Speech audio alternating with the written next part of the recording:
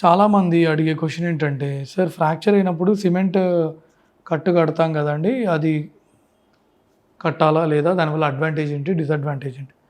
So, అన్ని ఫ్రాక్చర్స్‌కి కాదండి. కొన్ని ఫ్రాక్చర్స్‌కి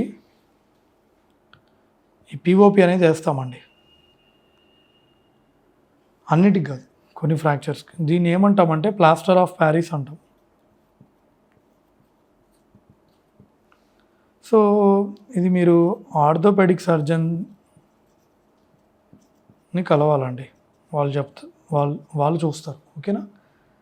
సో, దీంట్లో నేను చెప్పదలుచుకుంది ఏంటంటే, పీఓపీ ఏసిన తర్వాత మనం ఎలాంటి జాగ్రత్తలు తీసుకోవాలంటే, ఫర్ ఎగ్జాంపుల్ చేతికి ఏసారనుకోండి, చెయ్యి అనేది ఎత్తులో పెట్టుకోవాలి, వేళ్ళు అనేది ఆడిస్తూ ఉండాలి. అట్లాగే కాలుకి ఏసారనుకోండి, కాలు కింద ఒక దిండు పెట్టి కాలు ఎత్తులో పెట్టుకోవాలి, వేళ్ళు అనేది ఆడిస్తూ ఉండాలి. ఓకేనా? సో, ఈ సింపుల్‌గా కొన్ని ఫ్రాక్చర్స్‌కి మేము రైస్ థెరపీ అని వాడతాము. రైస్ థెరపీ అంటే ఆర్ అంటే రెస్ట్ ఇయ్యమని చెప్తాము. తర్వాత ఐ అంటే ఐస్ ప్యాక్స్ పెట్టుకోమని చెప్తాము. సి అంటే కంప్రెషన్. ఈ అంటే ఎలివేషన్.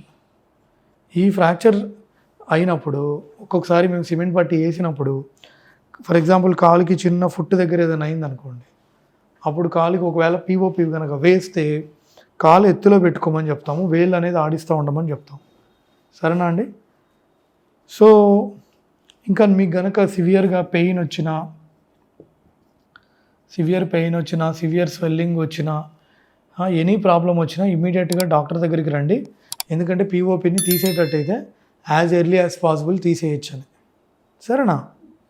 సో, ఇది ఫ్రెండ్స్ ఈ వీడియోలో. మీకు ఏమైనా డౌట్స్ ఉంటే కింద కామెంట్స్లో తెలియజేయండి.